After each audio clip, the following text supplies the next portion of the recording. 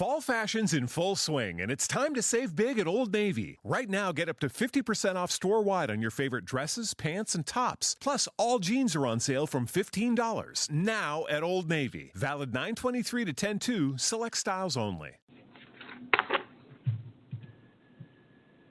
Florida Boy Sports.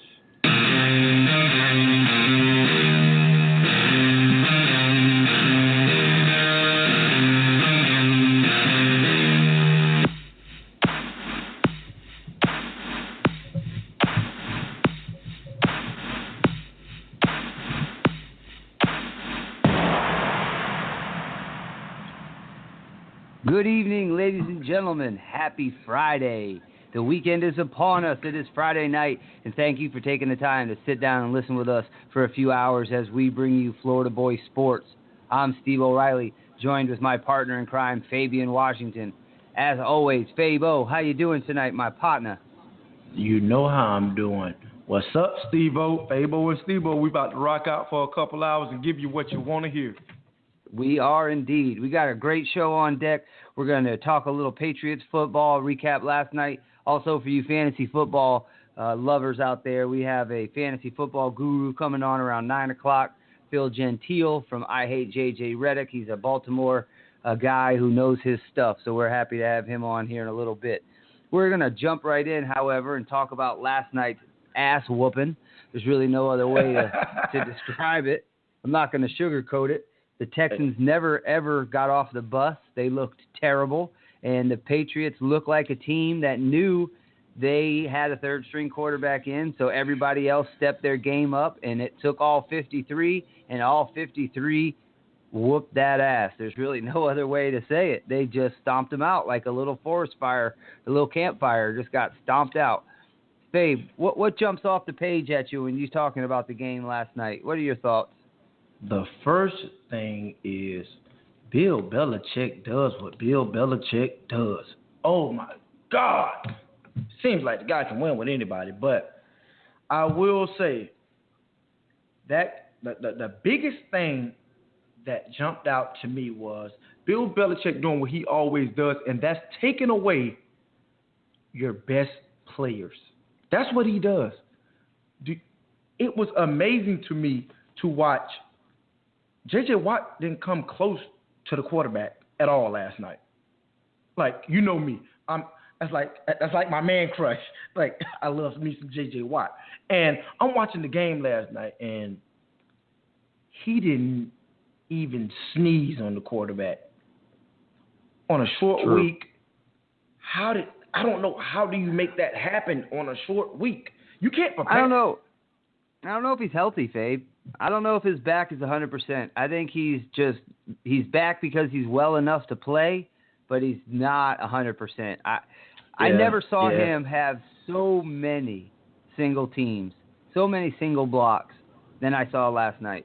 When they put him at the 5 technique, he was one-on-one a lot. And I remember late in the third quarter when the game was getting a little out of hand, and he tried to bull rush, and the guy just threw him right to the ground. And I'm thinking, that's not the player I know. That's not the Watt that we know. So I'm not sure that his back isn't hurting him a little bit more than he's leading on. All right. He may be hurt, but as I said, Bill Belichick is known for taking away your best guys. Hopkins had 56 yards receiving. I think this guy is not slowly, but fast approaching one of the best receivers in not one of the best receiver in the game. I think he's becoming that guy. Me and one of my homeboys, we still remember on Hard Knock, him and D'Angelo Hall going at it, and he said, only person I fear is God. So now we call him, as an insider, we call him Fear God. We be like, man, Fear God finna get off today. Fear God gonna do this. Fear God gonna do that. Because that's how he plays. He plays like he's not afraid of anyone. And dude, to watch that, I'm like, Come on, you gotta get your best players the ball, and they couldn't get anybody the ball. Like I say, Hopkins and J.J. Watt are by far their best guys.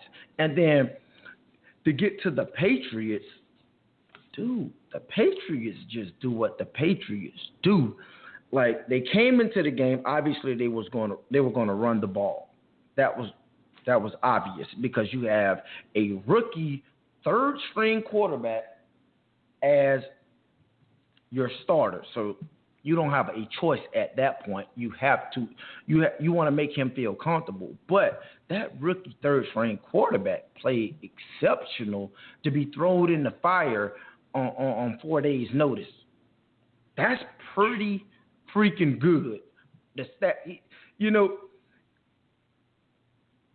stats aren't like amazing. That's not what they wanted to do. They did what they're supposed to do as a coaching staff. They protected him. And I still remember the one run he scored on.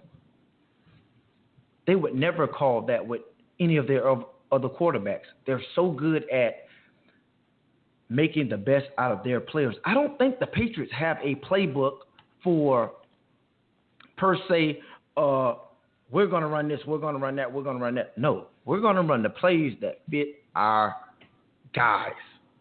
So if you got a guy that's a athletic quarterback, we're going to run him. If we got a guy like a Tom Brady who's a statue, he's going to be in the pocket. You've never seen the Patriots move the pocket with Tom Brady. Why? That's not what he does. That's not what he do. So I can recall playing for the Ravens, and we go into Foxborough with Rex Ryan, and Rex say, hey, we're rushing him up the gut. We're not going to rush him on the outside because all he's going to do is step up in the pocket. We want him to get on the outside. We want Brady to scramble and get on the outside. So everybody in the league knows he can't scramble, but it seems like nobody can beat him. So the Patriot way is amazing, dude. I see coaches complimenting Bill Belichick. I see players from other teams complimenting Bill Belichick. The Patriot way is pretty special. Bill Belichick is unreal. And to get back to last night's game, another thing I want to say about Houston, I think Osweiler just didn't play well last night at all. In no phase of the game, he played well last night. And there's one play that really stuck out to me. It's the Jamie Collins interception. It's like he didn't see that at all. He didn't see it coming. Jamie Collins is a linebacker. He went right first. At the snap of the ball, he went right and reversed out to the left and read the quarterback's eyes and fell right into an interception. It almost looked like he was throwing it to Jamie Collins because he made a great play, I would say. You don't see, and that's when I started scratching my head about Osweiler. I'm like, come on, as a quarterback, you have to make the proper reads. And if you see this guy, he read one side of the field. That other side of the field was blind to him. First of all, the side of the field that he read was covered also. He tried to thread the needle, and it shouldn't have happened. I'm pretty sure right now, if he could take that play back, that's one that he would take back, because you don't want that play. Not that play. It was awful. It was just an awful decision. So I'm going to throw it to you, Steve. I know you have a lot to say about especially Osweiler because you know him as a Bronco, but in general in the game, we talked earlier today, and I know you have a lot to say about the game in general. Well, Here's the biggest thing that jumps out, speaking of Osweiler. He has one pitch, and it's a 95-mile-an-hour fastball. I noticed that when the backs are coming out, running a little 3-yard route, turning around, and woof, there's a heater right on him. He doesn't have any touch whatsoever. I mean, every ball he throws it through a brick wall. And I saw so many passes that just didn't get caught because there was no touch whatsoever. I mean, he's just burning fastballs at you from 6 feet away. And, I mean, I know he's new in the system. I know that he is young as far as the Texans, system is concerned.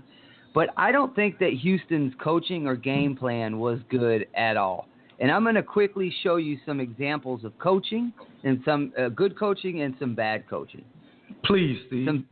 Some bad coaching we saw was consistently the Texans ran the ball at the strongest point of the Patriots defense, and that's right up the middle. They've got a lot of large run stuffers up in the middle and guys on the 5 technique that are athletic that can get in the middle quickly like a Sheard type player. So you have a guy who's a 4-3 back in Lamar Miller. He's a guy who is not he's not a LeGarrette Blount. He's not that kind of back, but yet I see consistent traps and pulling guards attacking the A gap, attacking the B gap. And for for you layman football fans, the A gap is on both sides of the center. That's all that means, is up the middle. So they never did any toss sweeps. They never did any jet sweeps. They never did any misdirections like they're doing a fake end around and toss it, pitch it. None of that to get Lamar on the outside and utilize his speed to the edge. And the other part of bad coaching I saw was they over-respected the Patriots secondary. I know the Patriots predominantly played I think they did. I think they did. No, because the game plan pretty good, man. They were 28th in the league going into the game. How good is 28th in passing? Hey, after 2 games, come on now. Stats does not matter at this point. Okay, but you weren't running the football. They weren't doing it. Whatever game plan they had, it wasn't working. And I know the Patriots played a little bit of cover 2 and a little 22-man shell where the safety stayed back. And they were kind of daring him to stay underneath and be patient. And I didn't see any shots deep downfield. I didn't see anything to stretch. Tannehill had a pretty good game against the Patriots in a losing effort for Miami. He brought them back when they were down 24-3 or 28-7, whatever it was. Versus Brissett. No, Brissett. I'm saying yes, but I'm saying the Tannehill game. Tannehill passed pretty well against the Patriots, and he's not an all-world elite quarterback in my opinion. Tannehill's an average quarterback in the NFL, and he did pretty well. I just thought that the Texans' game plan was too conservative. When you're on the road against New England, you can't kick field goals and expect to win. You've got to come out and attack. I saw a 3rd and 9 play where they handed off the ball at the 40-yard line. 3rd and 9, and you're running it up the middle with a guy who weighs maybe 200 pounds on the road. That's not smart. Steve, can I interject real quick before you continue? I would say this. Yes, you may say it was conservative. It's a Thursday night game. They don't have too many days to prepare. So you're pretty much going off the game plan from Sunday with probably a couple wrinkles in it. You see, because you don't have the full work week, and then you're traveling. So Wednesday is a travel day for them. They don't even get to get it a full practice in because Wednesday is a travel day. So it's like I can understand now if you're talking about kicking field goals. Dude, you don't understand. Those guys' jobs are on the line. Points are points. You want to take points over anything. You want to take points, and I get why those guys kick field goals in certain situations because they didn't though. They didn't get any points. They didn't kick field goals. No, you agree. No. But I'm talking on the field goal situations. Man, it's so much pressure on the head coach to, all right, do we go for it on 4th and 1 or do we go kick this field goal? And we see it every week in every game in football because it's so much pressure. It's like I Monday morning quarterback the hell out of everything. But my ass isn't either on the line either. So I agree. I agree with you. I try to, you know what I mean? I try to give them the benefit of the doubt, but sometimes it's just like, that was stupid. Well, I mean, to as much as you can say that it's a short week and they couldn't change the game plan up, New England changed their game plan up almost 180 degrees because you were talking about, well, they had time to. How come the other teams didn't have time to? Because of that one travel day? No, because they had to because quarterback situation. You have a pocket passer versus a guy who's more athletic. You want to move the pocket. You've seen it. I understand that. But they still changed the game plan. They had a game plan. But they can't. They didn't change the defense. They didn't change the defense. Well, here's what I saw. I saw the Texans team commit way too many stupid mistakes, too many fumbles on kick returns, punt returns, putting the ball on the ground, and the Patriots literally played flawless football.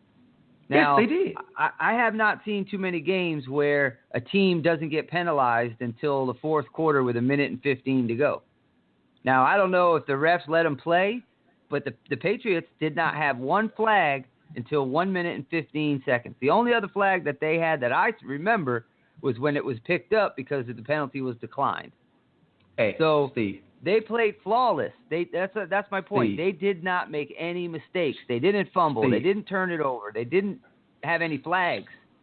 You're right on all of that. You're right. But, Steve, the penalties, I played in Foxborough. It kind of sucks playing in Foxborough because it seems like they get every call there. Every call. If you're going to beat the Patriots, you have to blow them out of the water in Foxborough, which I was a part of the team that absolutely did that in the playoffs. We blew them out of the water. I think we was up 28-0 after the first quarter. So it was over. Yep. It was nothing that they could do. But I've also been on teams where it's a tight game and it seems like they get every freaking call. Every freaking call. They do get a lot of calls at home. But, I mean, I talk to a lot of other players that, like yourself who say that's any home team. A lot of home teams get home calls, if you will. No way. That's called home cooking. No way. Not like New England. No way. Hey, I've also played for the Raiders. Man, listen, we used to think it was a conspiracy against the Raiders, I swear. We used to think that.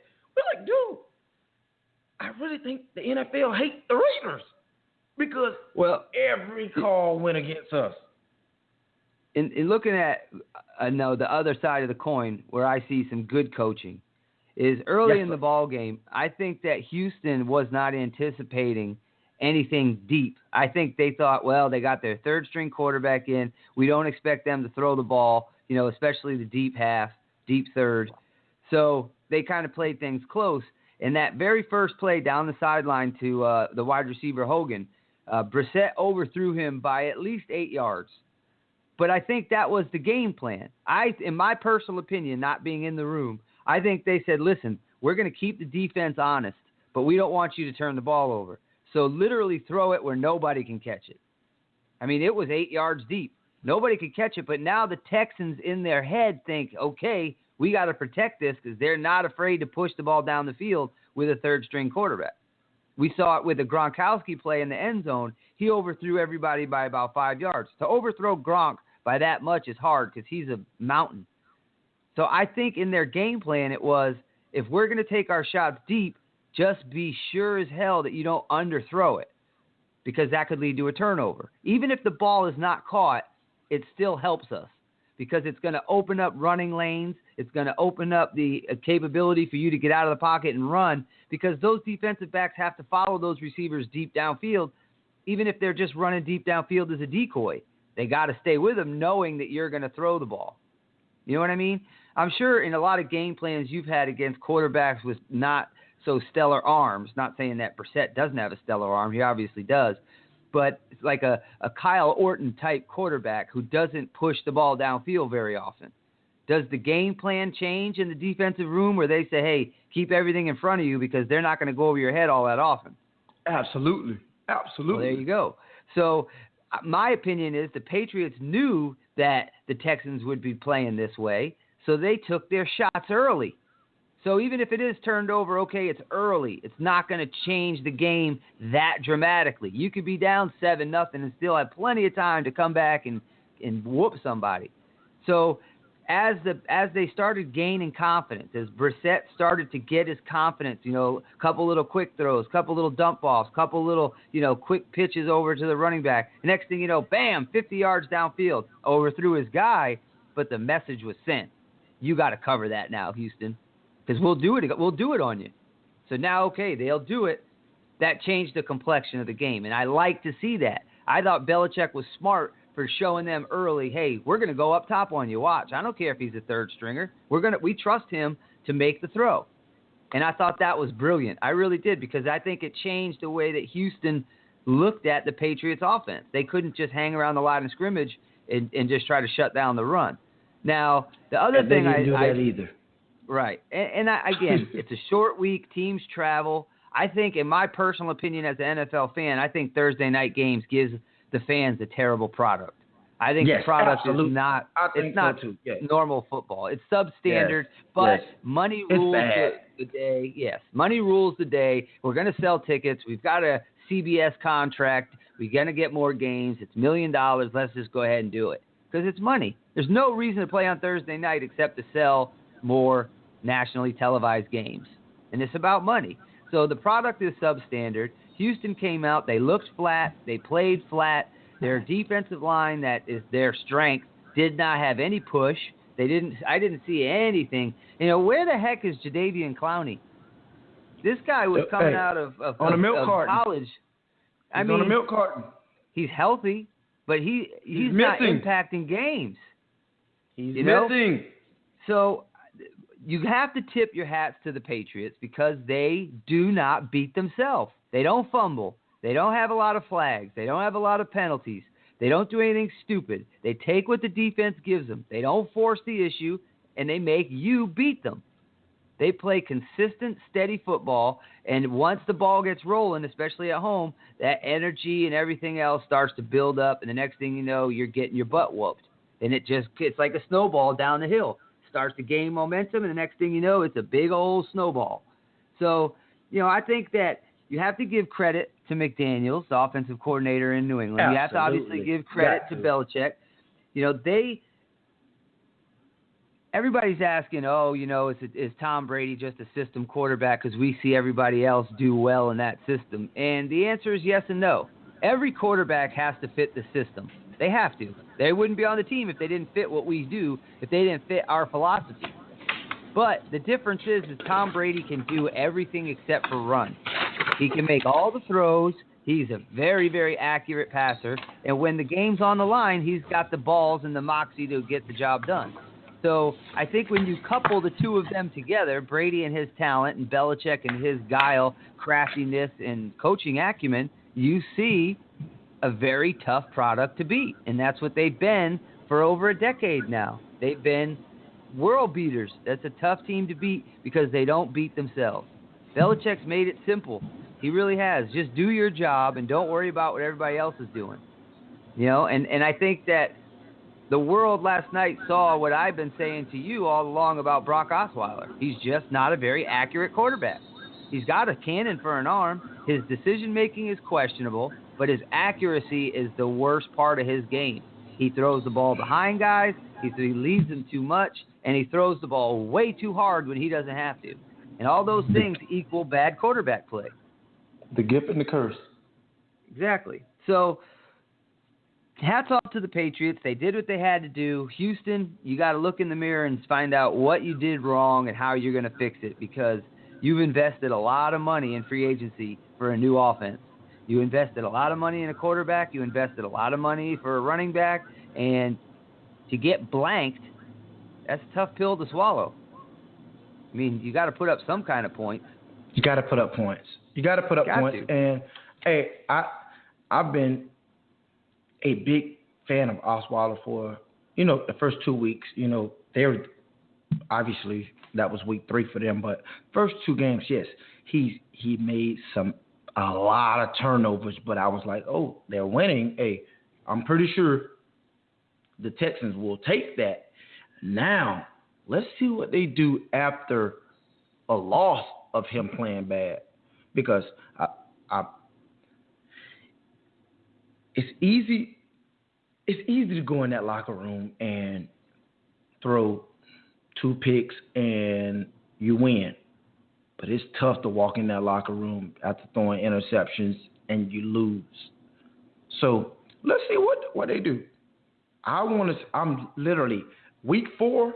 I will be watching the Texans for that reason and that reason only. I want to see how they respond to a little bit of adversity because we've seen them not have so good of quarterbacks in the past, the last couple years. Let's see how they respond after this loss. Yeah, that's telling. I mean, everybody's going to get knocked off the horse. Everybody's going to get their butt whooped 1 week at some time. It's going to happen. But how you respond and how you come back, that's what shows what you're made of. So we'll find out. They've got an extra, it's almost like a bye week now. They got an extra, 3-4 days to heal up, lick your wounds, but move on. That's all you can do. It's behind you. You can't drive a car looking in the rearview mirror. So keep looking forward. Absolutely. All right. Just like this show, we're going to keep moving forward. Good for you, New England. You're the best. I know everybody's so happy. They are. I was born in Connecticut, and all my family lets me know. Hey, Steve, like Rex Ryan said, everybody in the league, they got to kiss the ring. Rex Ryan said he wasn't going to kiss the ring, but everybody in the league is kissing the ring. That guy's amazing, man. Bill Belichick. He's a great coach. He is. He's a great coach. I salute him. No doubt about it. Hats off. No doubt about it. All right, let's talk about the big matchup. Round 2. Ding, ding, ding. We got Odell Beckham Jr. going up against Josh Norman as the Giants host the Redskins this coming Sunday. And everybody's looking at the upcoming long-awaited, much-anticipated matchup between Norman and OBJ because they got into it quite a bit in their last go-around when Norman was at Carolina. There was a lot of slapping, a lot of trash talking, a lot of fighting, a lot of flags, stuff I like to enjoy. I'd enjoy watching personally, but what do you think? What can we expect this weekend, Fabe? What's on deck for these two as they match up once again? First of all, I look at Red Zone every Sunday. That's my thing. I won't be looking at Red Zone this Sunday. I won't be. It's just no way. Are you serious? I'm going to watch this matchup every freaking play. I love what both of these guys bring to the table. When I tell you an athletic receiver that doesn't take it, I know us as DBs, we think receivers are soft. This guy isn't soft at all. Then you got a guy like Josh Norman. Oh, man, I love him. I think the kid can actually lock the block down. He's just being used wrong right now. Okay, so everything I've been reading this week is Josh Norman will be on Odell Beckham every play. Don't get too excited, kids. Don't get too excited because the Washington Redskins don't run man-to-man coverage. So you got to, you know what I mean? Temper your enthusiasm. He's going to line up. He's going to line up every play, unless it's probably in the slot, but every play on Beckham. But the Washington Redskins major in cover 2 and cover 3. So he's going to get help. The reason why I love it is because I think just him lining up will deter some throws. Now, Eli is going to get his guy the ball. Trust me. We all know Eli. Eli will force throws, and good quarterbacks do that. You got to get your best guy the ball. You know what I mean? And this is a matchup of elite versus elite. So you can't shy away when You have an elite receiver and an elite corner is on him. The rules nowadays are set up for elite receivers to win 10 times out of 10 because you can't get physical with them. One thing I would like to see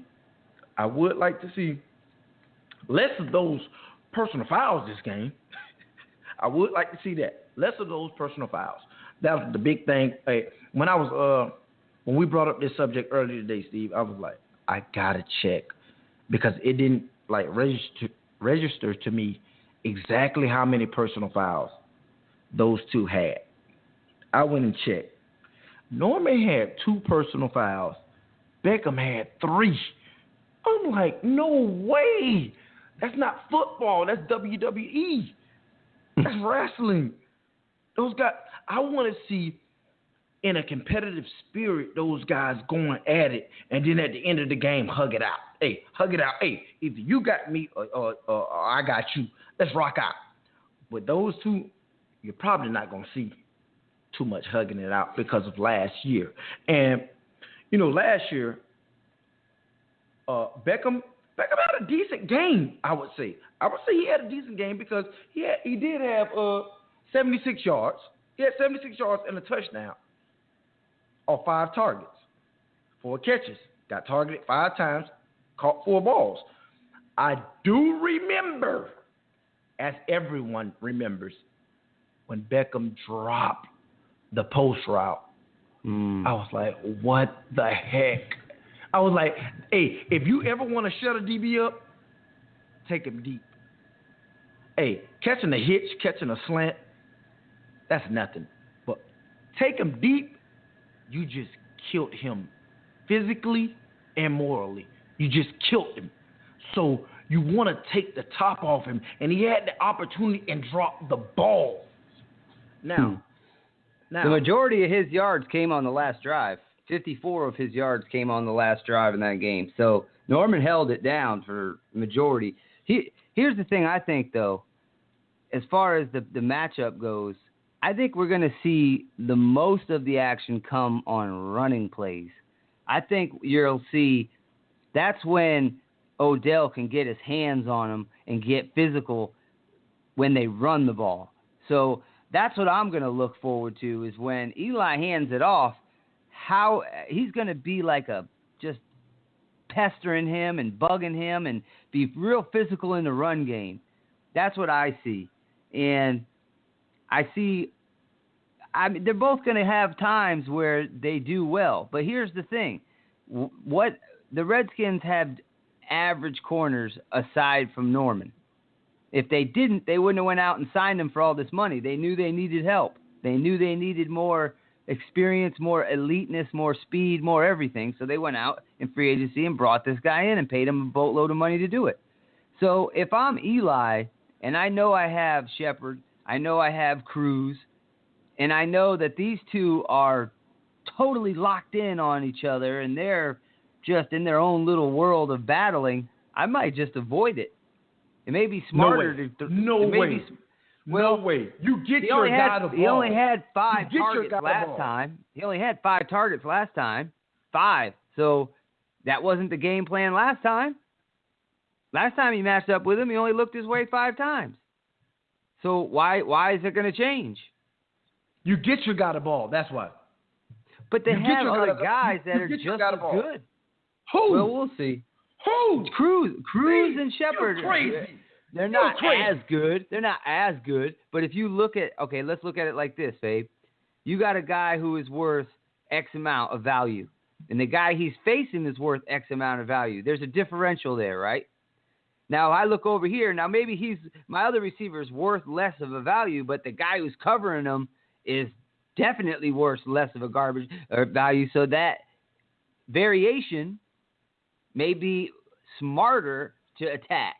You know, if this guy's a 10 and that guy's a 9, there's a 1-point variation. If this guy over here is only a... Who's a 9? I'm just saying, let's say they're both 10. Let's say they're both 10s then, okay? There's no variation. It's an even matchup. But on the other side, I got an 8 in Victor Cruz, and their other corner's a 4 in my book. No way. You're I'm not just going saying. to Breland like that. I'm just He's saying. not a fool. He's not a fool. Breland's not a fool. I'm just He's speaking not a 10. hypothetically. I'm just speaking hypothetically. I'm not actually grading anyone out right now. I'm just saying hypothetically, if that's how they look at it, they may strategically look at it and say the differential between this side is a better percentage for us to win. Then the differential on this side gives us a much less percentage swayed in our favor. They don't play. I mean, coaches a lot of times just play percentages. That's why they don't go for it on fourth down, because the percentages say don't, but they should. You know what I mean? But a lot of people, a lot of coaches and teams look at it like that. So if they see these two locked up, they're tight, he's on them like stink on shit, I may just go to Cruz, who's open. Or I may go to Shepard, who's open. Because these guys are very talented, and it may be a smarter decision just to avoid Norman altogether. You're right. They're going to get their guy the ball. But I don't see 15 targets. I don't see him specifically. No, you're right. You're right on that. It's you're not right. It's not like Eli's not a dumbass at all. Exactly. So and it's not the only game in town. I'm saying if they didn't have other receivers that could make big plays, if they had nobody on the outside, then yeah, you got to feed your guy because he's the only guy you have. But if you have other options, like Josh Norman came out and said in the Super Bowl what he did to Demaryius Thomas. Well, Peyton Manning didn't need to challenge that because he had other guys he could go and attack. Not that they attacked very well. I mean, it's not like they lit up the scoreboard in the air. But he made a business decision. And the business decision was, I'm going to avoid this matchup, because the other matchups are more favorable for me, the quarterback. And I think that could be a factor. I'm not saying it will, but it could be a factor. Hey, my thing is, I think Breland actually has a good game this game. I think he actually has a good game this game. Breland isn't a bad corner. Anybody that knows football knows Breland is actually a pretty legit corner. He's struggling right now because of the situations the Redskins have put him in. Everybody knows, hey, just put your put your best receiver opposite Norman. Well, this week, yes, he's still going against a dog receiver. Don't get me wrong, because Mr. Cha-Cha Salsa, he knows how to get off. But I will take Breland on him any day, because I think Breland can figure him out. I wouldn't take Breland on Mr. Beckham, because Mr. Beckham is the elite of the elite. When I talk about elite, Mr. Beckham is elite. That dude, he's one of those dudes that's not guardable. You can't guard him. So now, if I just paid somebody X amount of dollars to come in and guard a guy like this, please believe you're lining up on him every play. But within the scheme, you can't go outside of your scheme. Like I already said, they won't be in man-to-man. They're a cover 2 based team. I mean, they're a zone based team. They run a lot of cover 2 and cover 3. But I will like to see Norman versus Beckham. Just line up in front of him. You don't understand. Just lining up in front of somebody may deter a throw. Like, hey, I'm not going over there. Hey, let's see what the rest of the defense is capable of doing. So I think this will be a very physical matchup, but don't get too excited thinking it's just going to be a man-to-man fest, because it's not happening. The Redskins won't go out of their norm and play man-to-man, because that's not what they do. You don't change up your whole everything just for one receiver. Now, right. So I'm happy that they are going to match them up, and that's dope. I will be tuned in Sunday to watch this, because I think it's a dope matchup. The NFL needs more of these matchups. Elite versus elite. I think that drives ratings when you get to see this guy versus this guy, like a Kobe versus LeBron situation. Hey, let's watch this. This is going to be good TV. No matter who wins the battle, it's going to be good TV. We know it's going to be fireworks. Yeah, and the Redskins right now are a soup sandwich. Oh my God! They don't know which way is up. They don't know which way is up, Steve. They don't know which way is up. So I think this could be one of those games where if the Redskins start to self-destruct early, then I don't see Eli throwing the ball all over the lot that much. If they're get up early, they may just run the ball and, try to just get out of the game with a W. If it's a blowout, you know what I mean? And it could be, because to me, Washington hasn't figured out what they're trying to do yet. I mean, I don't know. What do you think? Give me Odell's stat line. How many catches, how many yards, how many touchdowns? What do you think? I don't know their game plan. First of all, I'm gonna come out and say this: if they have smart coaches also. McAdoo is a genius on offense.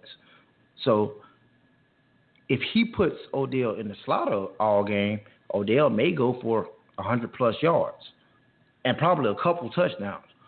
But I think if he keep on the outside and the Washington Redskins match this thing up, even if it is zone, I think Odell is easily under 100 yards, but he do score a touchdown because Eli is going to get his guy the ball. That's me. Yeah.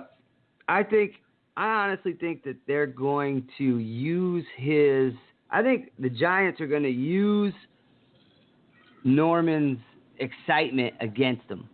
Meaning, I see some double moves where they're going to try to set it up looking like he's going to jump a route and take one to that, and they're going to go deep on him.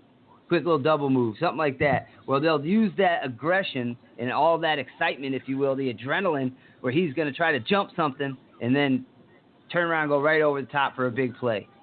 Try to get the crowd fired up, try to, score quick. Get the ball rolling, if you will. Get momentum on your side. Go ahead and attack them.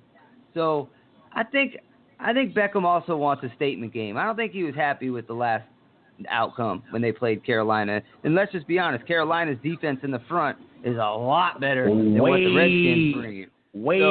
He's going to have to cover longer. Better, Steve. Way better. So he's going to have to cover longer, and by covering longer, you may see Beckham just go off because you're not having the pass rush that you had. You're not having that interior push that you had when you were in Carolina. So I think he's going to go for over 100 yards. My stat line is going to be 9 catches.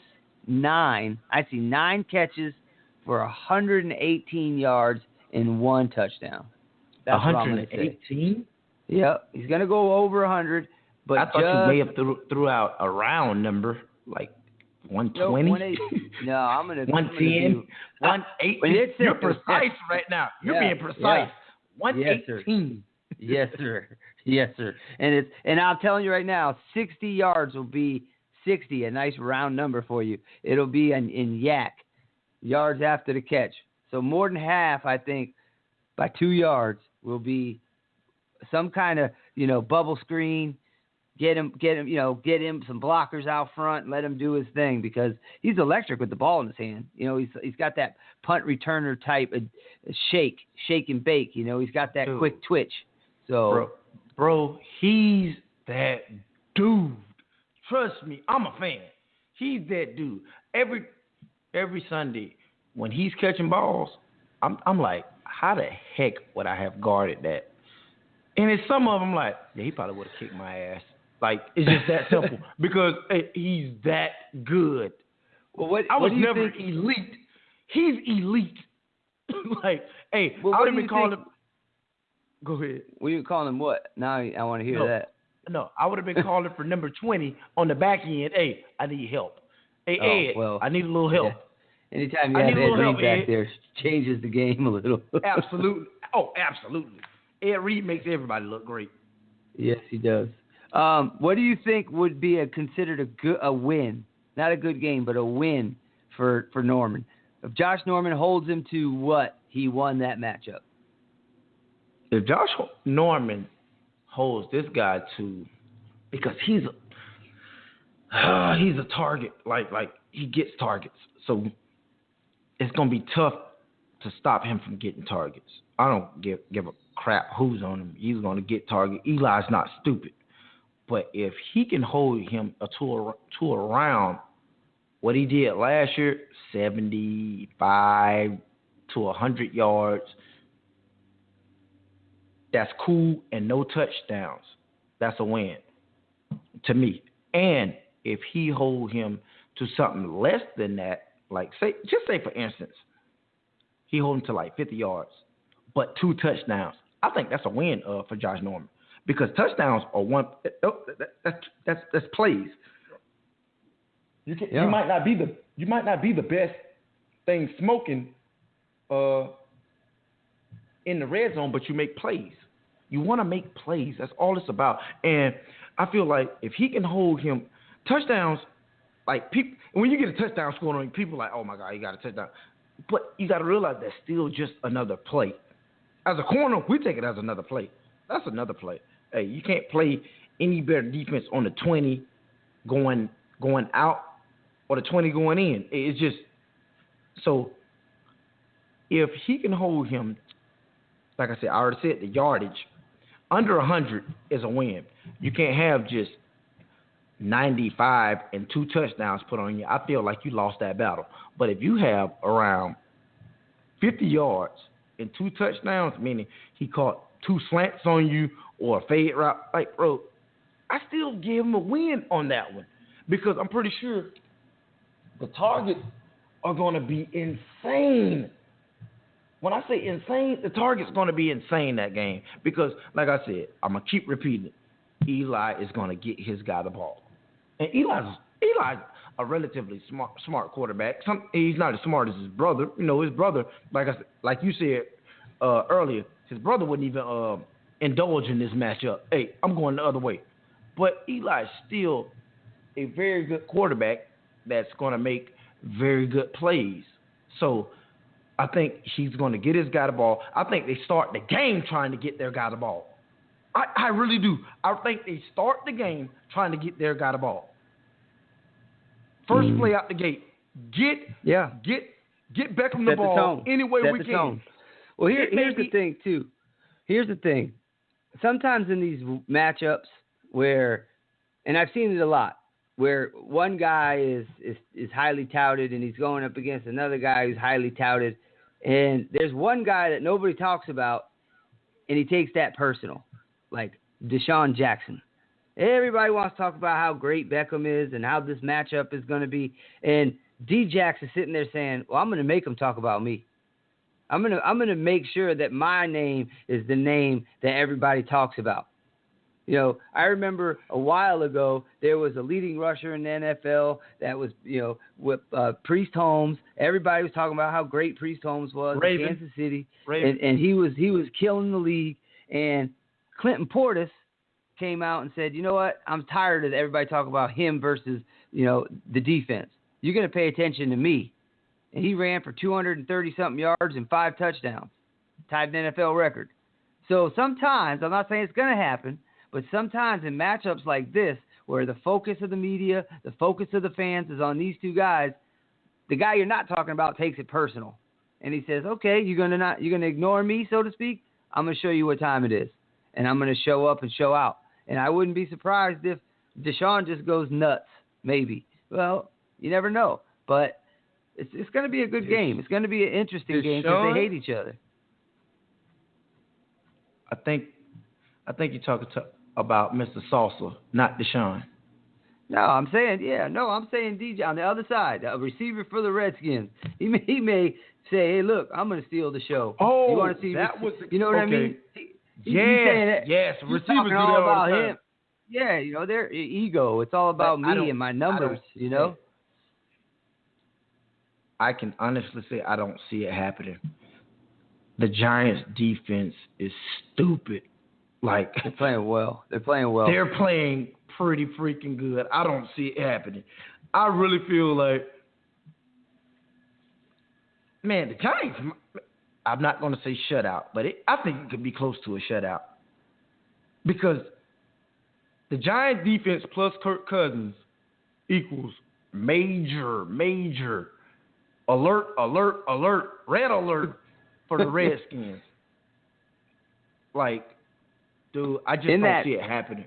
Well, in that same breath, to kind of piggyback off of what you're saying, that self-destruction that they've kind of showed over the first couple weeks, where Kirk Cousins hasn't looked all that great, the Redskins haven't looked all that great. I think that my back's up against the wall. We could be out of this already, and it's only the first month of the season. So that sense of urgency may be there, and what better team to take it out on than a division rival, because you're going to pick up a game in the division if you beat them. It helps you keep the lead manageable as far as the wins and losses column is concerned. So that backs up against the wall, must-have-it game. Got to have it. We have to have it. We can't go to 0-3 or 1-2, whatever they are. But you can't start off this way. So that urgency, it may be in their, stuck in their craw, as they say, to make something happen. But they have a lot of problems they have to fix. And I don't know if they can just fix it overnight like that. We shall see. We shall. Coming up in just a few minutes, folks, we got our fantasy man, Phil Gentile, will be joining us, talk a little fantasy football. He'll be coming on in a little bit. I used to play a lot of fantasy football, but it became too much like work, and I didn't like it. And then after a while, it seemed like every time I put a guy on the bench, he went off. He goes and off. It drove me nuts. I hated to pick. Obviously, I liked him. That's why I drafted him in the fantasy draft.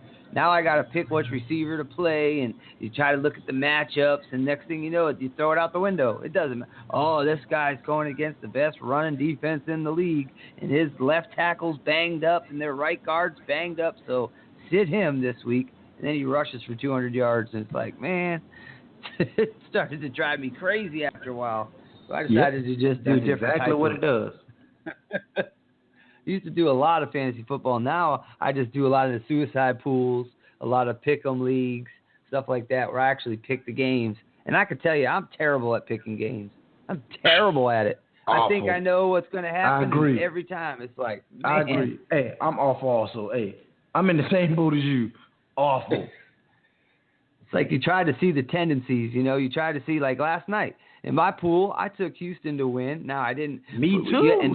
In my pool, you got to weight it. You know what I mean? Yeah, it's a weighted system. So I put the least amount of points I could on it. So I lost, but it wasn't a big loss. I only lost 1 point on it. But that's because it showed you how much faith I had in them not winning. I took them to win, but if they lost, it wasn't going to hurt me. Because New England just doesn't lose at home. They just don't. I don't know. Maybe the whole building is bugged.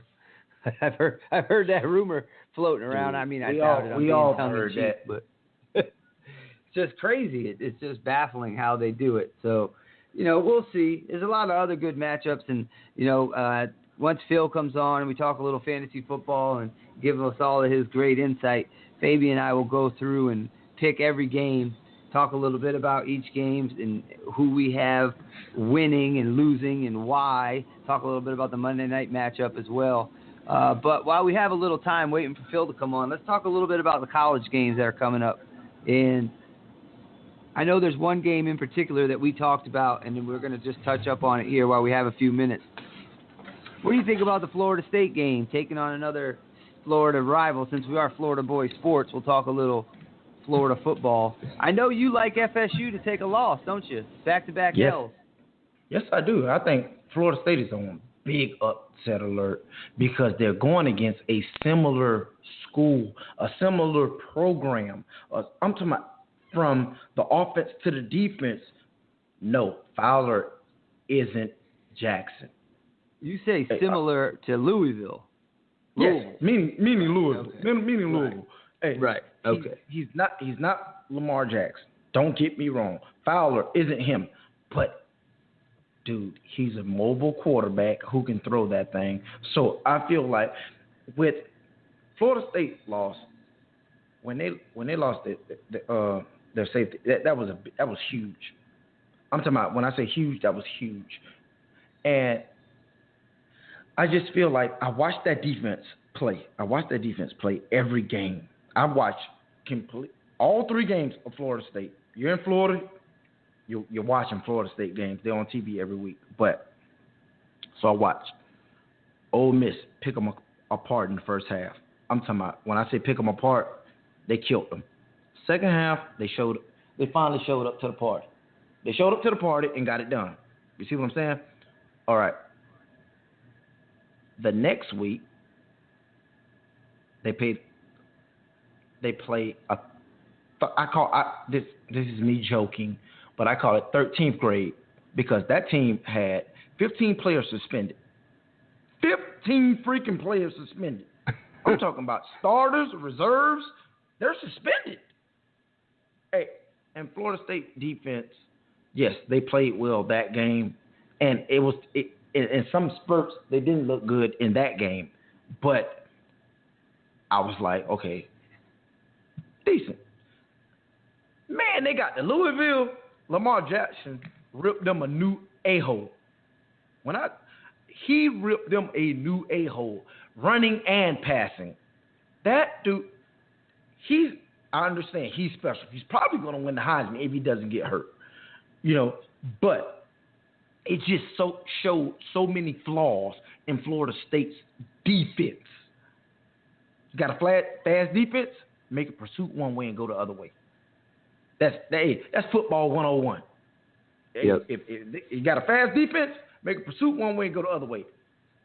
But Steve, Louisville didn't just rely on that. They ran at them at times. They ran the quarterback at them at times. Like I said Tuesday, how many times do you actually see the quarterback is the best athlete on the field? He embarrassed Florida State's defense. And I think Fowler has the same opportunity to do the same exact thing. Florida State defense is, I think, they Swiss cheese when they're going against a capable opponent. I think it's Swiss cheese. How much can the coaches adjust and change with college kids as opposed to pros? How is it different? Let's say you've been obviously in both, and let's say you had a bad loss on the week prior, and now heading into the next week you have a week of preparation. What was the difference? How did the coaches in the NFL prepare you as opposed to college coaches when you're facing the same situation? The biggest thing I can point out is coaches in college are going to be more rah-rah.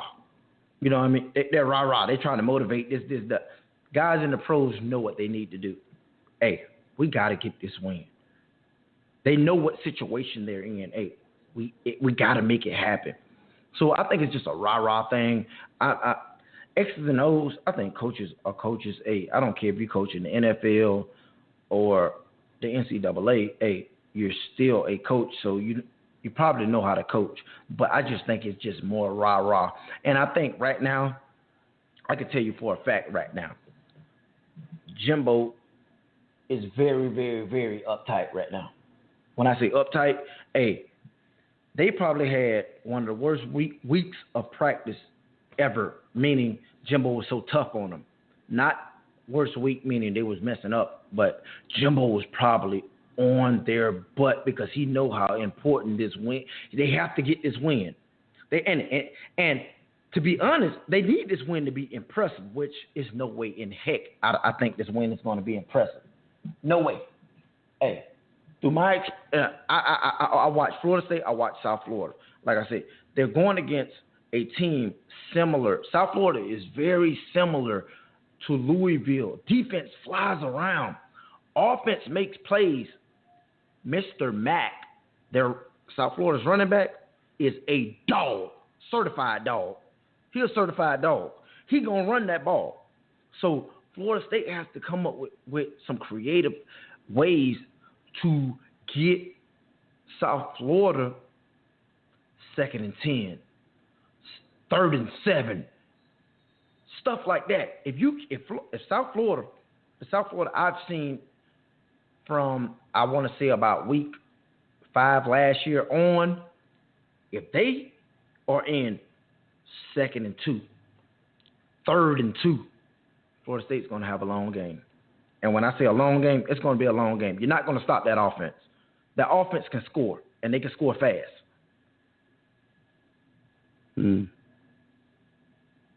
I think one of the key matchups is going to be Rodney Adams, the wide receiver for South Florida, against McFadden. I see that, they have a lot of talent and a lot of speed, South Florida does, when you're talking about their wide receiver position and their running backs. They make big plays. Florida boys. They Florida boys.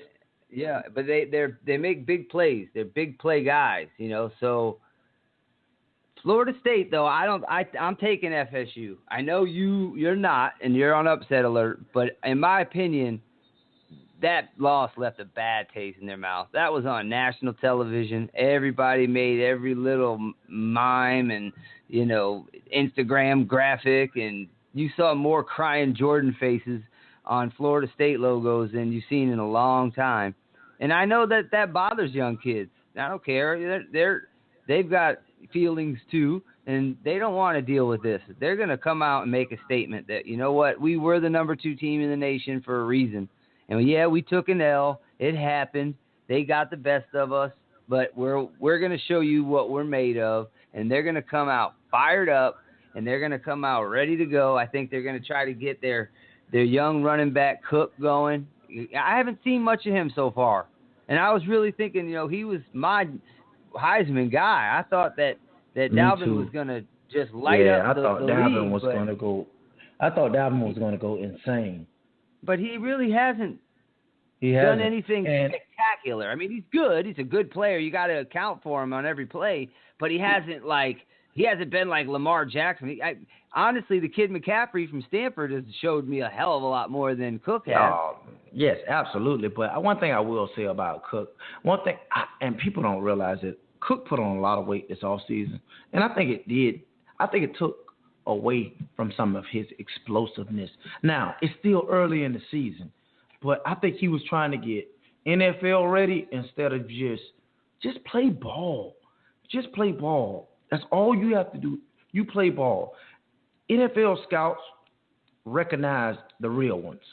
So, yes, you may be a little small. When they get you there, they'll put the proper weight on you.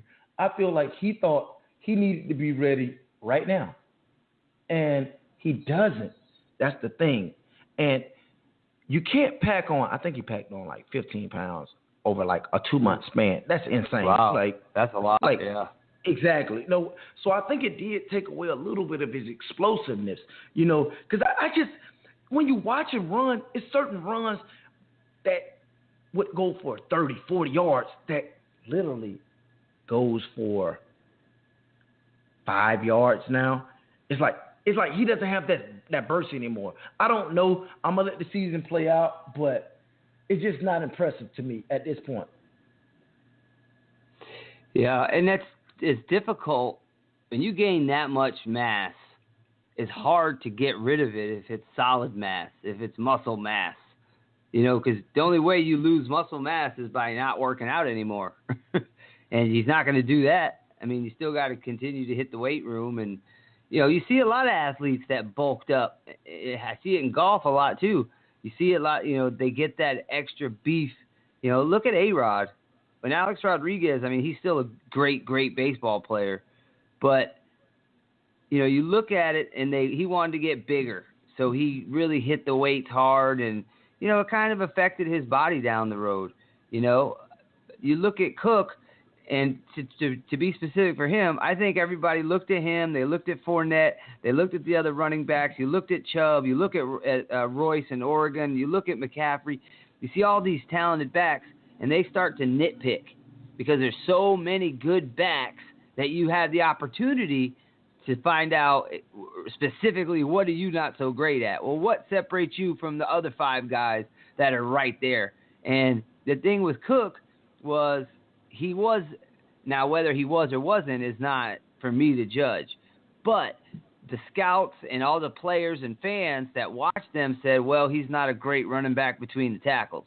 He's an edge guy who gets big home runs, but when you talk about getting in between the tackles down in there with the big uglies, that's not his game. So now he's going to stack on some weight, put on some muscle mass, get stronger so he can run in between the tackles, but it took away who he was. It took away that explosion and that extra bit of burst that made him so great. And I mean, we're literally talking about tenths of a second, but it matters so much. The difference between a 4.35 and a 4.55 is 0.2 of a second, but it literally is a step. And that's the difference between you getting around the edge and you not getting around the edge. It's just that 0.2 of a second because the game is so fast. So I think what he needs to do is maybe lose a little bit of the weight, get back to the player that he was, and don't fumble the ball running into the end zone. like he did earlier this season. Yeah. But, you know, he's got the talent. Like you said, he's got the whole rest of the season to figure it out, to get it going. You don't want to peak early. You want to peak late in college. If you're going to lose early and then to hit your stride. If you're going into the end of the year and you're on a high, that's good. That's good for your program. If you come out and you go 11-0, but then you lose game number 12, well, you just cost yourself a bowl bid at a higher bowl. You know what I mean? Because you can't lose late in college ball. You just can't do it. So we'll see if he gets the train rolling. And it would be a good week for him to do it because this is a big game. It's a huge game. You know, especially a Florida team, a lot of bragging rights. I know that USF is trying to get into that conversation with some of the bigger schools like the Gators and Florida State and Miami, teams that have won national championships. You know, you want to be in that conversation that you're just as good as they are. And this is a statement game for them. They're also trying to get into Big 12 also. So this would be a huge step in going in that direction, you know. I know they're at least one of the teams that the Big 12 is considering. So I know, hey, you beat Florida State, hey, you might get in. Well, there's so much involved in college football. You know, I've seen teams, you know, look at the whole reason they say that Aaron Rodgers was mad at, was it Texas? That year when he played for Cal and they had a better record, they had beaten better teams, but yet the other team, Texas went to the Rose Bowl. Coach Max Strong, I believe, did some lobbying, and they ended up getting the call. And, you know, I think that left a bitter taste in Aaron Rodgers' mouth. I remember it was a story for a little while back when he was still in college. And that's the thing about college that kind of makes you scratch your head. It's like, are they really playing the best teams, or are they playing the best teams on paper?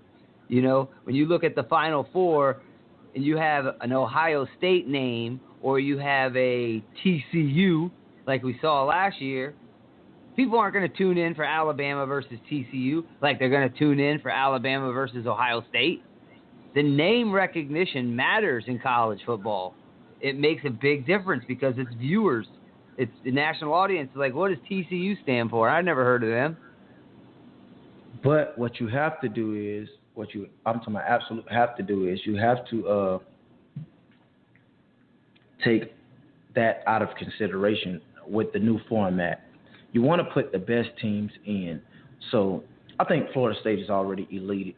They elite themselves from playoff contention. You can't lose by 40 and think you're going to get in the playoffs. So even if they run the table? Even if they run the table. You can't lose by 40, and you're one of the best four teams in college football. It's no way. I'm talking about absolutely no way.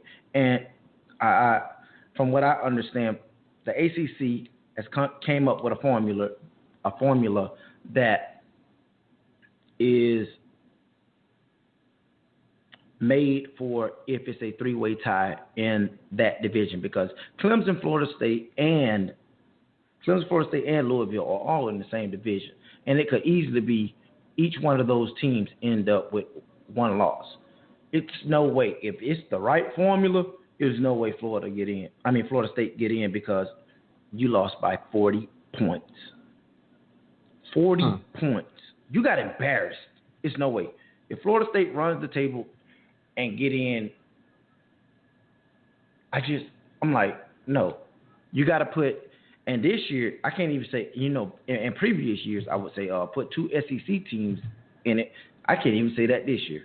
I got to see how this plays out in the SEC because the SEC is really down this year. I think the Big Ten is obviously the best conference in college football right now. They have Michigan State, Ohio State, Wisconsin, Nebraska. It's like they have some teams that can play this year, and that's not used to what we're.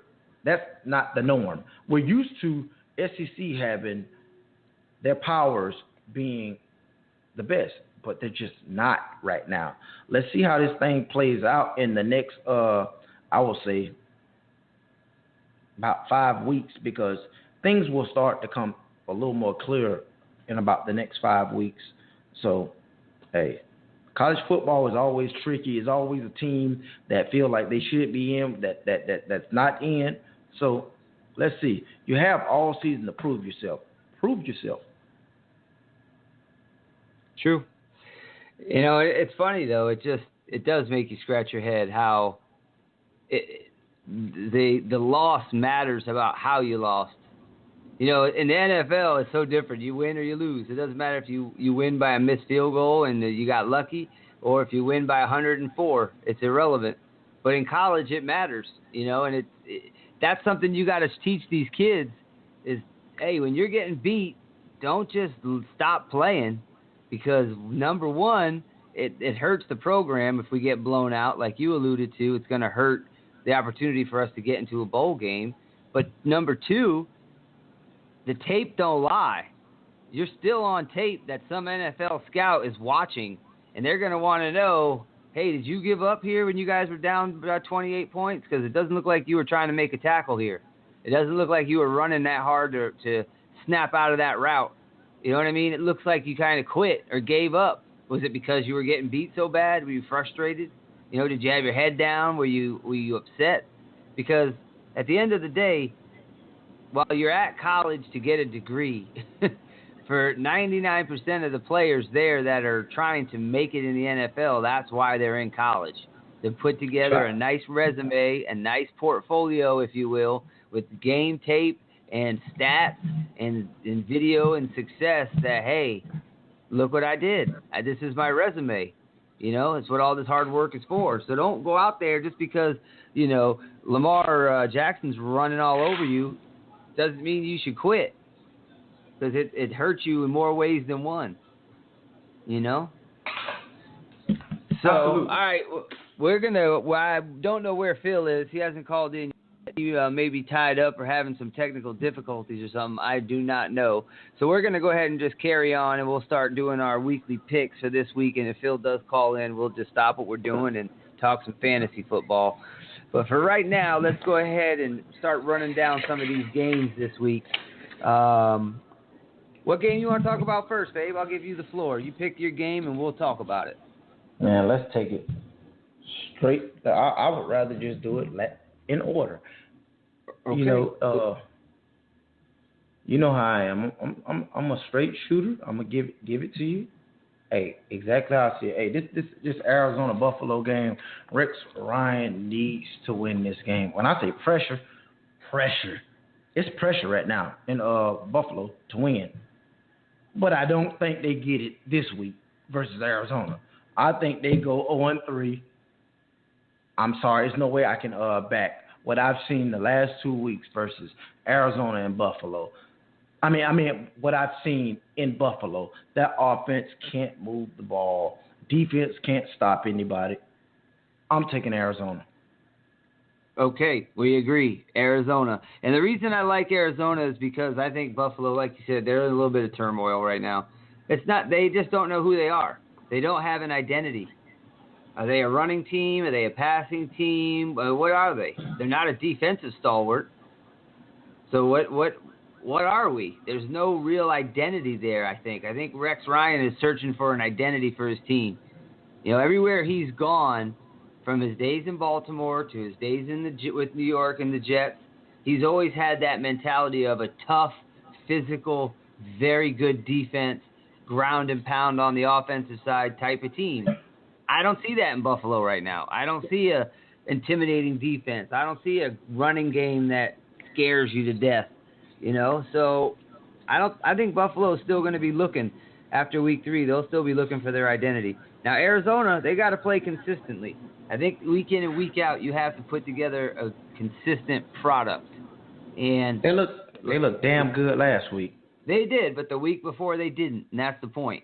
So let's find the consistency. Let's do what we did last week, and let's keep the ball rolling because we've got a good thing going, and I think that they'll build off of that, and I think they'll come away from Buffalo with a win. Even though traveling coast is tough.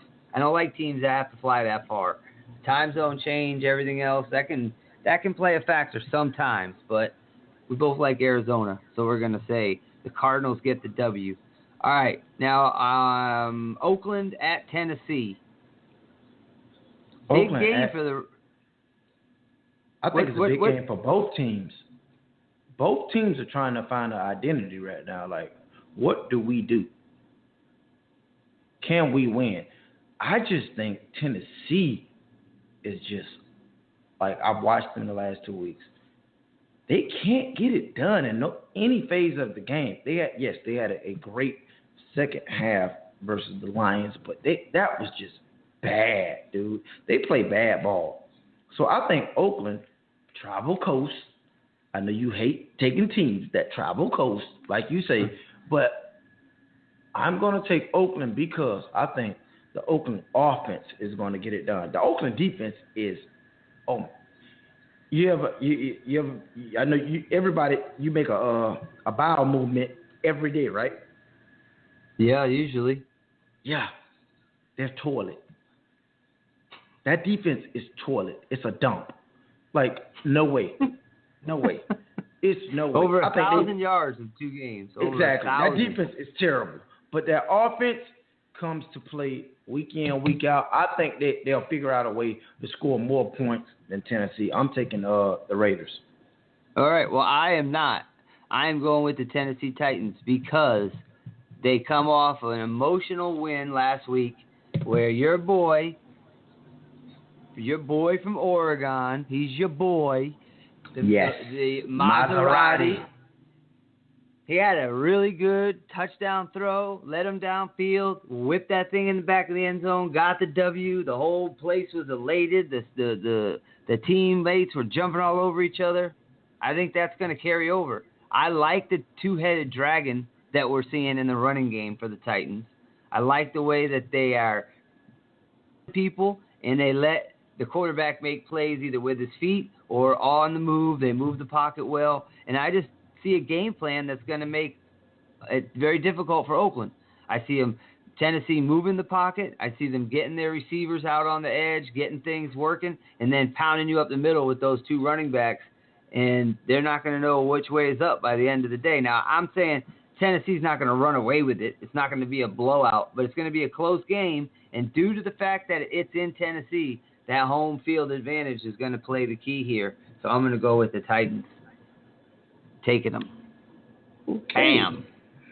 All right. Now, this next game, I know that we're both going to agree on this because the Cleveland Browns traveled to Miami to take on the Dolphins. And the Dolphins are so pissed off right now. I mean, they went out and they lost in week 1 pretty much on a drop because it was a close game. And if he would have caught that ball, I think they win. Then they go into New England, and they really laid an egg for most of the game. And then they kind of showed a little bit of life and tried to make it a ball game, but it was a little too late. They take another L. So now they're looking at 0-2, thinking, you know what, we could have been 2-0 versus 2 contenders in Seattle and then the Patriots. But we're 0-2. We're hungry. We're at home for the first time all year after traveling west, after traveling east. Now they're traveling south. They're back home, and Cleveland is starting their 5th quarterback in as many regular season games dating back to last year. The last 3 games, or 2 games last year, they had 2 different quarterbacks. The first 3 games of this year, they're going to have a different quarterback. So Kessler gets the call for Cleveland, and I don't think he has any shot whatsoever of getting a W. But I'll let you say what you got to say. Man, hey, you said a mouthful right there. Hey, I'm going with Miami easily. Hey, no Coleman, no quarterback. I'm going with Miami. I don't even have to explain why, because I'm pretty sure the public knows why. So let's move on to the next game. All right. Sorry, Cleveland. I'm sorry. I feel Cleveland bad is for Cleveland. you. Cleveland is Cleveland. They do what they do. All right. Baltimore heads down to Florida. They play the Jacksonville Jaguars in the heat. Do you think the Jaguars are in panic mode right now? 0-2, must-win mode. Coaches may be on the hot seat early. Got all this young talent. Got a good young quarterback. Got all these new young defensive players. Is this a situation where Jacksonville is young, or is Jacksonville just bad? I think it's a mixture of both. I think they're young, they're bad, they're going to be inspired this week because they are 0-2. They are a little bit of panic mode. The coaches is on the hot seat, but I think I watched both teams. Jacksonville showed me a lot in week one. I think they played some pretty good ball. They just got beat by a better team. Last week, they laid an egg completely. They just laid an egg. Now, Baltimore is 2-0. I like what I see, but I'm not really impressed. They have to keep getting Mike Wallace the ball. Obviously, Mike Wallace has finally found a quarterback that can exploit his attributes. He can throw it farther than he can run. Exactly, his speed. So, but Baltimore traveling to Jacksonville, I am going with Jacksonville this week. Whoa. I think Jacksonville gets it done at home. I live here in Florida, and I think that heat is going to play a huge role in Jacksonville winning. So I'm going to take Jacksonville there. Wow, I'm surprised on that one. I am not taking Jacksonville, and here's the reason. It's very simple. Coach Harbaugh. I think Harbaugh game plans well enough against a young quarterback and a young team, especially with the pass rushers that the Ravens present and the troubles they can present when you talk about that front. And you got Dumerville and guys like that coming off the edge. I just think that Baltimore plays smart, sound football, and in a close game, I think it'll be close, but I like the coaching factor in this one. I think Harbs gets the job done, and I think he says, look, we haven't played our best football yet. The Ravens haven't, but we're 2-0. So yes, we're winning ugly. Agree. Winning ugly sometimes is a hell of a motivator because we're winning and we're playing like shit. Wait until we start playing good. Then wait till you see it now, right? I mean, we got away with one or two maybe. Not that they did, but against Cleveland, they were down pretty good, and they came back to steal that W. So it's like, okay, let's get the ball rolling. Yeah, they finding a way to win. Jumping off the couch, were you? Oh, man, dude. I was so pissed. That first quarter, I was pretty angry watching that game. You're right, though. The heat may play a factor. It still feels like the middle of summer down here. It's 90 degrees in the shade. But you like the Jacksonville. I like Baltimore. Let's move on to the next game where we're finally starting to see a little wrinkle in Aaron Rodgers' armor. And I attribute it to the offensive line. Okay, they got Detroit coming into Green Bay. And I think when I looked at watched the game against the Vikings the other night, the Vikings front just made his life miserable. You saw defensive ends coming around, swatting the ball out of his hand. I mean, they were in his personal space all day long. And they got to shore up that offensive line. The Packers need to fix the offensive line because everything they do is predicated on how they play. If Eddie Lacy wants to run the ball and Aaron Rodgers wants to throw the ball downfield and utilize his arm strength and his deep ball ability, you got to have A, blocking for the running back, and B, pass protection for the quarterback. It's that important. So if the offensive line doesn't get it together, they're going to be in for a long game. But I think that Green Bay gets it done in Lambeau at home, and Aaron Rodgers has to turn the ship around and get everybody off his back a little bit. What do you think? I'm going to hit on Aaron Rodgers just a little bit. I haven't seen him play. I'm not this bad. His numbers are bad. His numbers are bad. And I don't know if it's just you're getting older or like you alluded to, the offensive line. I think both of has a play because now he has his toy back in what I always call him his toy, Jordy Nelson. You know what I mean? He got, I don't know. I know Detroit is coming off a humiliating loss to Tennessee, and I don't understand. Still don't understand how they blew that game. But I'm gonna agree with you on this one. Green Bay will find a way to win in Lambeau. I think Aaron Rodgers finally comes out and has an explosive game. You remember back, I think it was a few years ago, when Green Bay's offense was struggling, Green Bay's team was struggling, and he came out with the RELAX.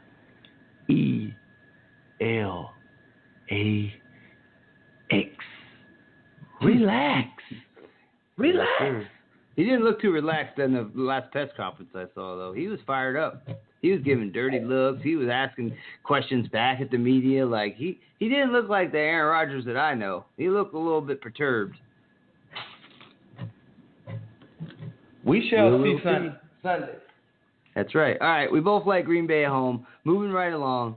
For the first time in a long time, I am not taking the Denver Broncos as they go to Cincinnati. I think the Bengals get a win at home in a close game because Denver's defense will keep them there. But I think Cincinnati's front and the defensive line is going to put too much pressure on the young Trevor Siemian, and I don't think Denver's passing game is strong enough to win on the road versus a good secondary. We saw what they did against the Jets. We saw what they did when they faced what's his name the other day. They shut him completely down. So Bengals and Pac-Man Jones, they present a problem, I think, for Denver. I think this is going to be one of those games where Denver takes an L. Close, but they're going to lose. I think so. What do you think? Me? You. I'm gonna keep it very simple on this one. I'm not betting against the Broncos defense at all. The Broncos defense is on the verge of being legendary. I'm not betting against that. No way. I'm taking the Broncos. All right, fair enough. We'll see. It'll be very interesting for Broncos fans because I know that everybody wants to see what Siemian can do away from the friendly confines. You know, when you can hear the checks, when you can hear the audibles, when you can hear the snap count is one thing. When you can't hear anything, it's a totally different way to play quarterback. So we will find out as they take their show on the road. All right, an interesting game. I had a hard time with this one coming up because Minnesota Vikings, they travel to Carolina. And kudos to the league, by the way, for keeping the game going in Carolina despite all of the recent activities that are going on in the streets. We're not going to talk about that topic because we already spoke our piece. But let's move on with life, and football helps a lot of people to move on with life. It makes things normal. So Minnesota comes into Carolina. The Vikings are taking on Cam Newton, and I kind of sold the Vikings short last week. I didn't think that they would be able to beat Aaron Rodgers, but they did. We all did. So this game's going to be tough because Minnesota's defense is good, but I don't think that their offense is going to be good enough against Carolina. They look good at home, and Bradford impressed me. He really, yes, he did. Stephon Diggs ball. is a baller. Tell you what, that kid is starting to come around to be a baller. But I think Cam Newton in Carolina is just too much at home. I think they get it done. I like Carolina in this one. Yeah, we're speaking the same language on this one. I think Carolina, Cam Newton. I know Adrian Peterson. They got a lot of things going against them this week. The left tackle is out. It's a lot of things going against Minnesota this week. So I'm going to take Carolina, man. All right, we got it. Both taking Carolina. Okay, now the game that we talked about earlier in the show, the Washington Redskins travel to New York to take on the Giants. Who do you have winning this ball game? I think we're both going to agree on it, but who do you like? Yeah, I'm going with the Giants. That defense is playing insane right now. We know the offense is going to be capable of putting up points. Along with that defense playing the way it is and the way Kirk Cousins has played the last 2 weeks, how could you not go with the Giants? True. I'm going with them. I like them as well. Both taking the Giants. Going to 3-0. My surprise team of the year. Starting to surprise people already. All right. The Los Angeles Rams travel to South Florida to take on the Buccaneers in Tampa Bay. And Jameis Winston needs a nice little bounce back game. He needs a little, encouragement, if you will, a little confidence boost. Needs a little sip of the mojo. And I think the Rams offer it. Even though their front is tough, and with Aaron Donald and everything they can do up front on defense, I don't think the Rams are going to score enough points to keep up with Winston. So I think the Bucs are going to take this one at Tampa Bay. I'm going with the Buccaneers. Who do you like? Yeah, I'm a bit weary of Tampa Bay's defense. You know, they showed us some fool's gold versus the Falcons in week 1. And we seen the real Tampa Bay Buccaneers in week 2 versus the Cardinals. You know that the Rams have 9 points all year, right? No touchdowns at all. No, I understand. Let me get to what I'm trying to get at. Okay, get at it.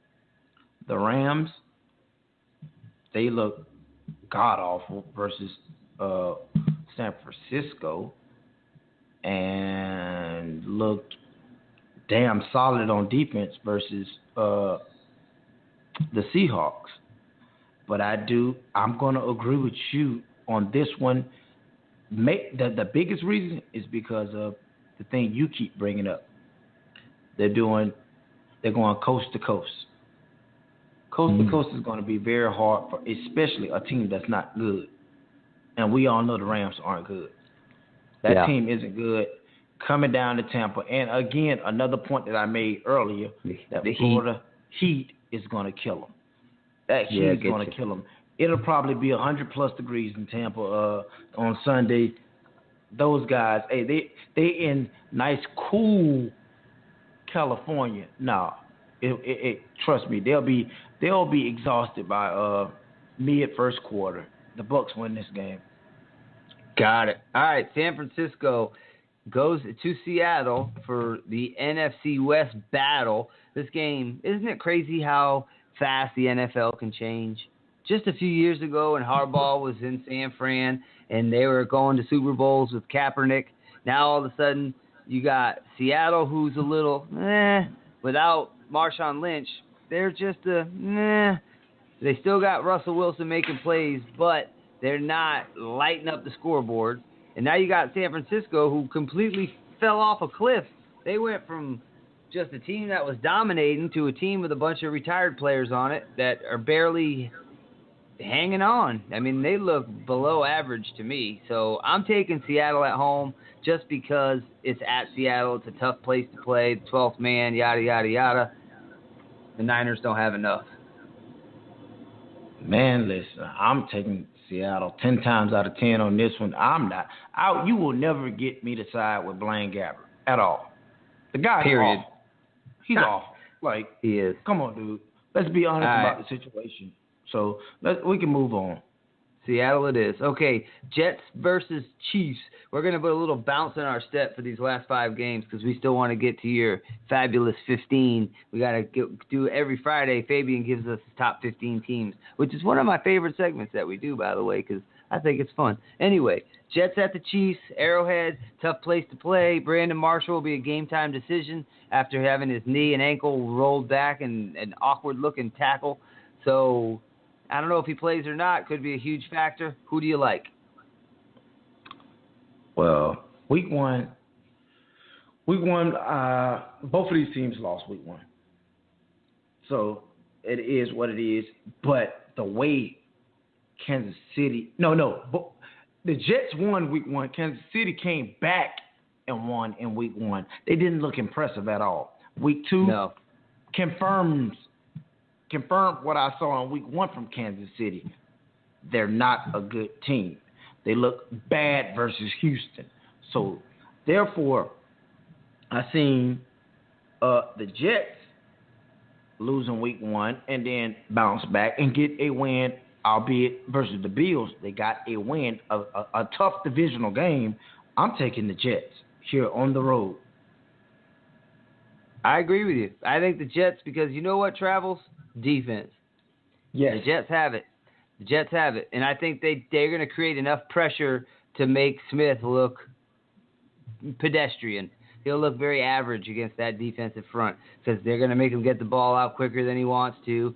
And I just don't see Arrowhead's a very tough place to play. Yes. But it's harder to play there later. It's harder to play there later in the year when it's freezing cold. For some reason, teams never win there in December, but if you're going to beat them, you got to get them in September. Their record in September at home is much different than their record at home in December, which is ironic, but it's true. So we both like the Jets in this one. Brandon Marshall, if he doesn't play, I think that's going to be a big factor, though. All right, moving.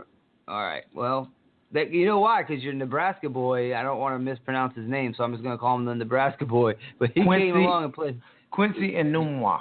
There you go. He's a big upside, and he's starting to turn it on. So that could be a huge boost for the Jets. All right, Bolts versus Colts. Who do you like as Indy hosts the San Diego Superchargers? I think Andrew Luck finally gets it done this week. They go 1-2, and they get a win, a much-needed win at home versus the Superchargers, who are absolutely banged up. They're banged up every which way. I feel sorry for some of these coaches like in Minnesota, Cleveland, and in San Diego, who every week it seems to be another key injury that they lose. There's no way San Diego doesn't have the depth to keep replacing players. So I think Indy wins this game easily. I agree. I think that Andrew Luck has shown time and again that he's one of the best quarterbacks in the league. He's just so big and strong and fast and everything you look for. And I think they're going to get a little healthier. They're going to get some of their defensive backs back, and that's going to help, obviously, on the back end. So we both like the Colts at home. I think they get it done, taking Indy. All right, the Steelers go to Philly, a battle of Pennsylvania, if you will. So I really think, I'm just going to come right out and say it, I really think the Steelers are going to not just beat them, I think they're going to beat them bad. I think that their offense and Big Ben is going to put up at least 40 points. And I don't think that Wentz is going to be able to keep up. And I think that Coach Tomlin's going to throw stuff at him he's never seen before in his life. He's going to say, what the hell kind of blitzes are these? I got guys coming. I didn't even see him pre-snap. He won't be able to notice when they are coming. They'll be disguised. And Tomlin's going to confuse the hell out of this young kid. And I think that that'll be a big difference. And the Steelers' offense will be a big difference. And they don't have to travel very far since it's right in the same state. I like the Steelers. Well, once again, we agree. I think Wentz is playing unbelievable football, especially to be a rookie. The kid seems to make all the right plays, but now he's going against one of those teams who always seem to be in it and plays great defense, and they're going to punch the Eagles in the mouth. It's just that simple. They're going to punch them in the mouth. And now they're going to make Wentz make some plays that probably he hasn't had to do in the last 2 weeks. So I gotta agree with you again and say Pittsburgh. Yeah, they're going to do it. All right, this next game, I don't even know if we should even talk about it because I don't see any way in hell. But Chicago is going to Dallas to take on the Cowboys without Jay Cutler, who has a thumb injury. So That might be the a good Bears, thing. yeah, but not on the road. I just see the Cowboys' offensive line is going to create these big holes. And I know Ezekiel Elliott, he fumbled twice last week. They pulled him out of the game. They went with Alfred, who they picked up as a free agent from Washington, and we know he's a quality back. So, if Morris can keep it up and they get Elliott, say, hey, look, put the ball on the ground, you're not playing. You better just stop it. And that's the bottom line. You keep fumbling, you're going to be sitting on the bench. So I think he's got a little bit to show. I think he wants to show, and I think the Cowboys are going to come out with a little bit of fire, and I think they take it to the Bears. I don't see the Bears winning on the road with a backup quarterback, not at Dallas. I'm taking the Cowboys. Yeah, good call. All right, let's talk about the Monday night matchup real quick, and then we're going to get to your top 15. The Falcons go to New Orleans in a divisional matchup for the NFC South. You got Atlanta coming off a pretty good win at Oakland, and now they take on the Saints, who I can't figure the Saints out yet. I don't know who they are. Are they good or are they bad? Or are they just what? I don't know. What do you think? I think the Saints are the Saints that we seen from last year. I think they're a bad team. They have a very elite and great quarterback, but week 1, yes, they were explosive. Week 2 didn't look so much explosive because they were playing against much better opponent. They look good in week 1 because they went against a Raiders secondary that seems to give up the deep ball like no other. So I'm going to mark that as the reason why they look great. Then on the other hand, you got the Atlanta Falcons, which we both know that's a bad football team. That's a bad football team. From what I'm hearing, Julio is going to play. He hasn't practiced all week, but he is going to play. He has some lingering injuries, but he's going to play. I think this is going to be a very high-scoring game because neither defense is worth the crap to me. Well, I'm taking the Saints. Who are you taking? Saints? I'm taking Saints. All right. I'll try to lead up to that, but yeah. All right. Well, we only disagreed on a few ones. I like Jacksonville. I like Baltimore. You like Jacksonville. You like Oakland. I like Tennessee. You like the Broncos. I like the Bengals. Other than that, we agree up and down the board. So let's roll into our next segment. Fabian's Fine 15. You had last week gave us your top 15 teams. I know some things may have changed, especially after last night's showing. Why don't you go ahead, start it at 15 and work your way down to 1. The floor is yours, sir. Man, listen, last week I had Minnesota at 15. I changed that. Minnesota is now undefeated and playing. They're literally, that's the team who's doing the plug and play thing. If you ask me, they're the one who's doing the plug and play.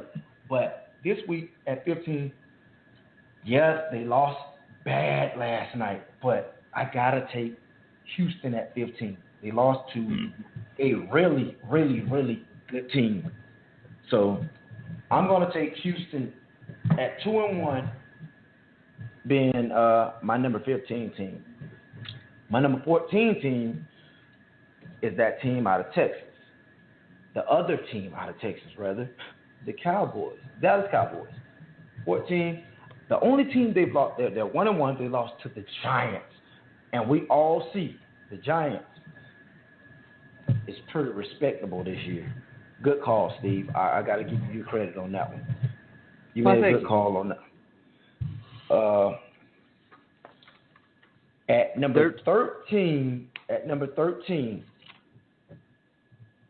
the Detroit Lions have fallen out of my top 15. They fell out because you can't lose to Tennessee and stay in the top 15. Yeah. No, it's no way.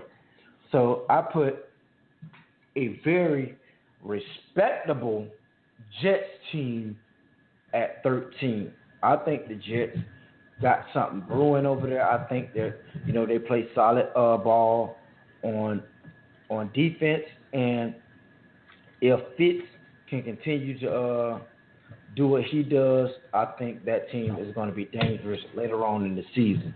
I just hope they don't. I hope Brandon Marshall is healthy and that team can continue to compete.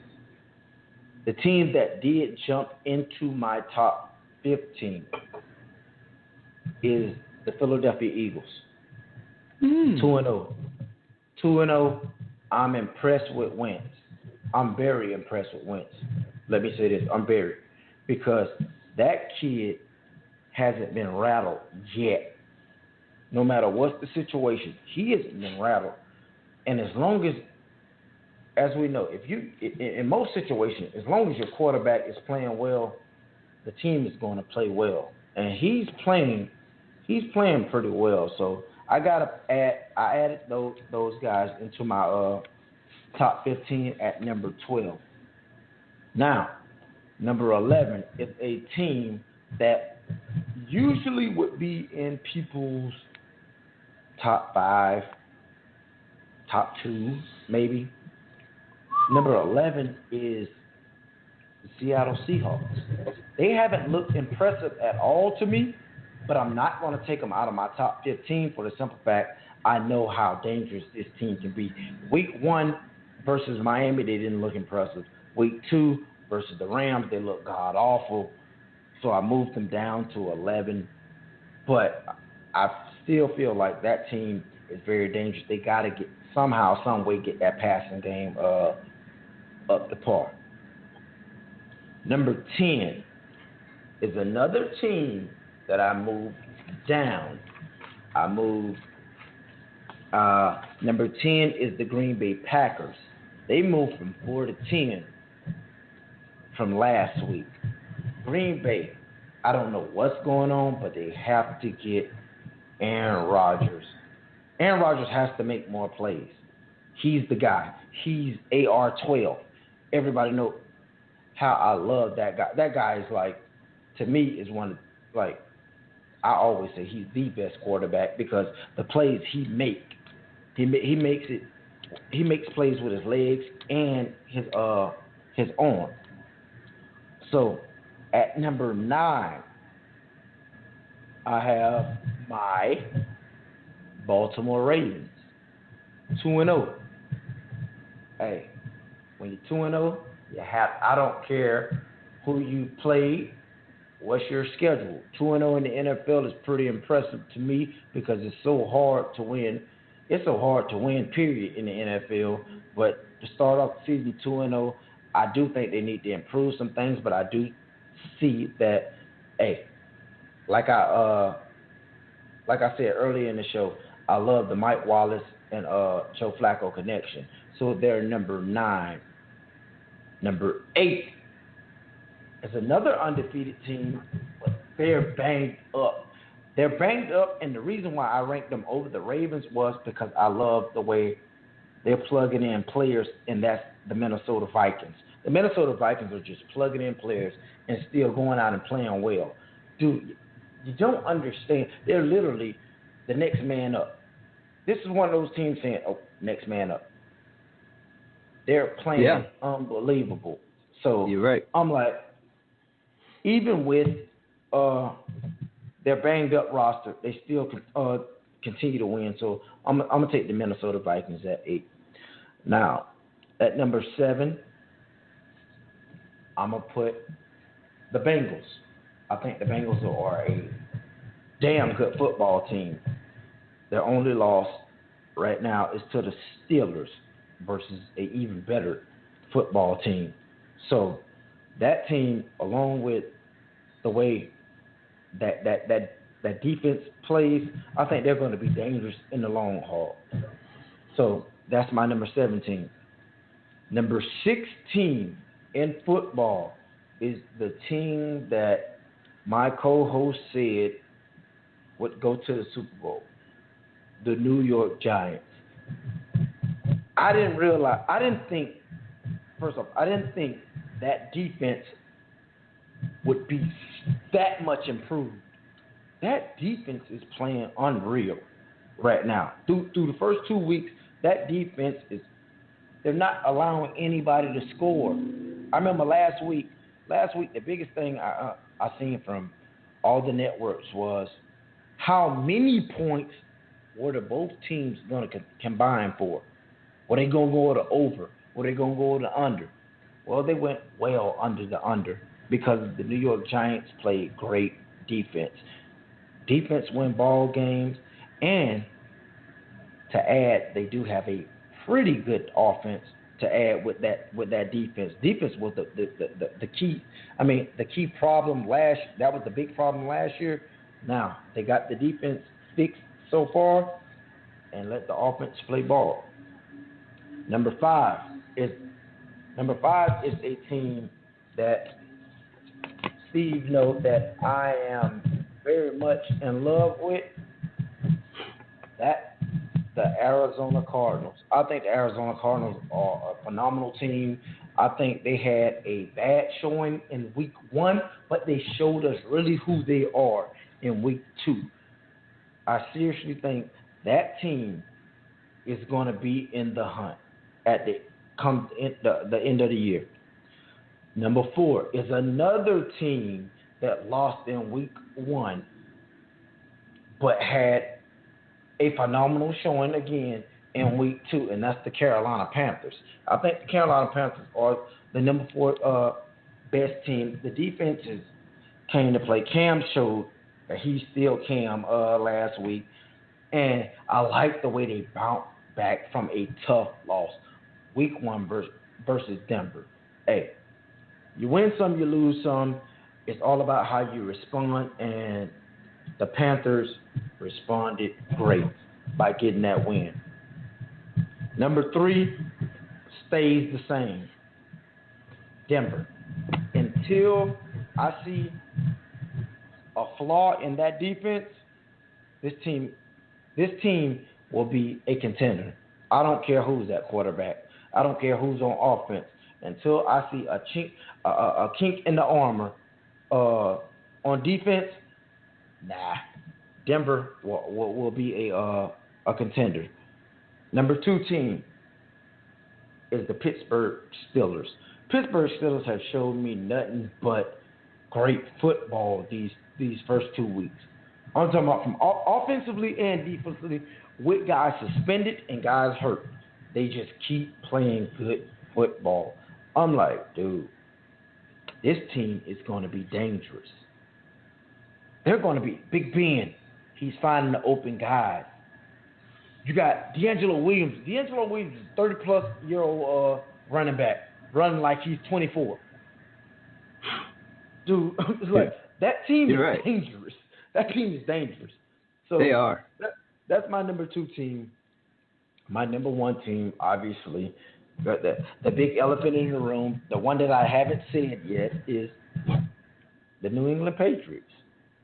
Because I'm gonna give you the same answer. Why they're number 1? Bill Belichick. Bill Belichick. We just watched it last night. Bill Belichick played with a third-string quarterback and embarrassed the Houston Texans. That's unreal, dude. Coaches, that's not possible. But that's another one of those teams that they plug and play. They plug and play. Hey, you're out, next man up, let's go fight. And that's Fade Wash's Fab 15. Great job. I agree with your list for the most part. The only team that I'm not putting in the top 15 right now is Houston. I Why? just don't think they only lost to my number 1 team. Yes, I agree. That's their only loss. I know, but in many ways, and you've said this before yourself, it's just the eyeball test. The eyeball test tells me that they're offensively. I think is the only way they seem to score offensively is through scheme, is through plays that, get guys open like a pick or a rub, and then you hit him on a slant and he takes it 40 yards because he caught him in man-to-man, so they ran, quick crossers.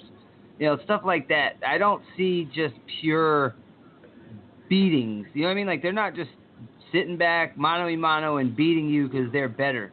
They're beating you, if they even do beat you, because of scheme and things like that. I don't know. They just look so bad on Thursday night. There was just this, they just look like a thick, molasses, slow, not very sharp, not attentive to detail, bad play calling, bad execution, a lack of passion and enthusiasm from the defense.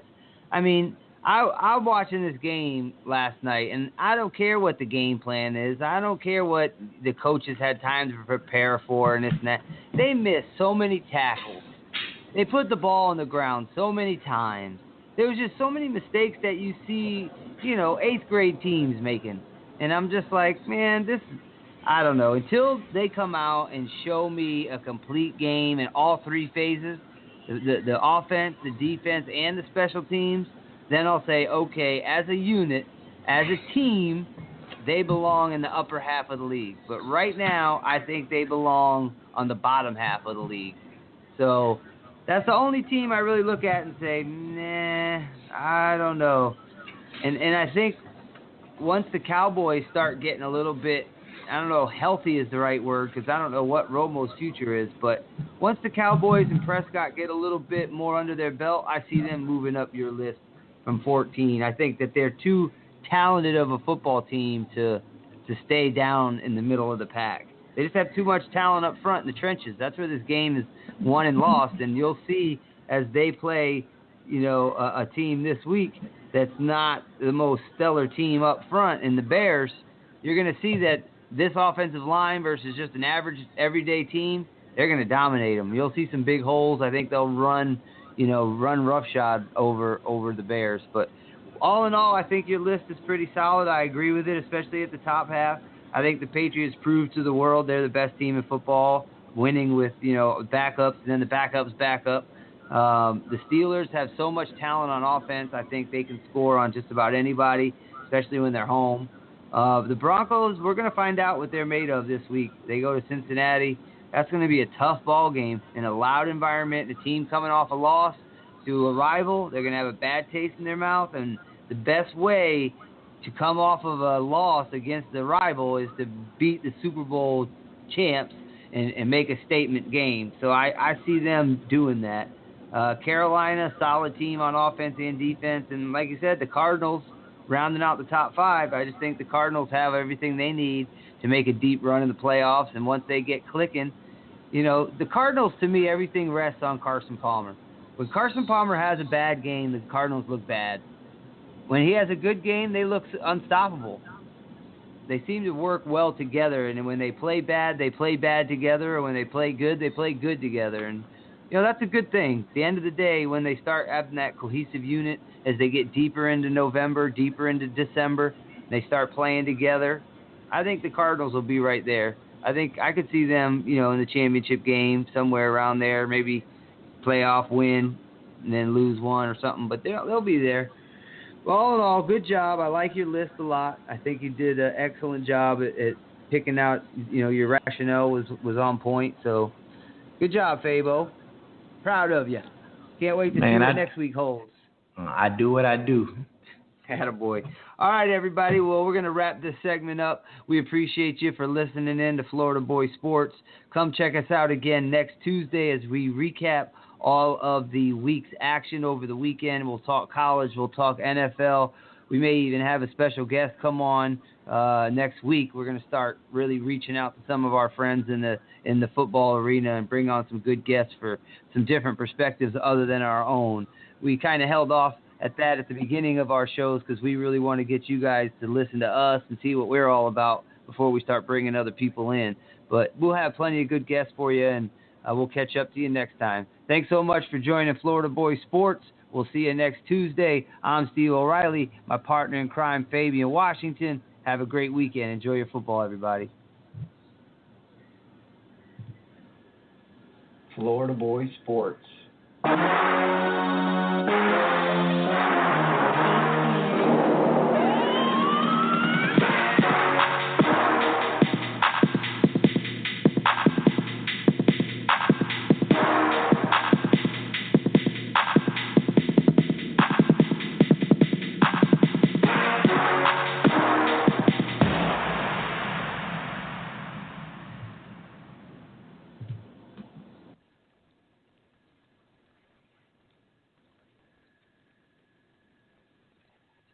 Fall fashion's in full swing, and it's time to save big at Old Navy. Right now, get up to 50% off store-wide on your favorite dresses, pants, and tops. Plus, all jeans are on sale from $15 now at Old Navy. Valid 9/23 to 10/2, select styles only. Fall fashion's in full swing, and it's time to save big at Old Navy. Right now, get up to 50% off store-wide on your favorite dresses, pants, and tops. Plus, all jeans are on sale from $15 now at Old Navy. Valid 9/23 to 10/2, select styles only.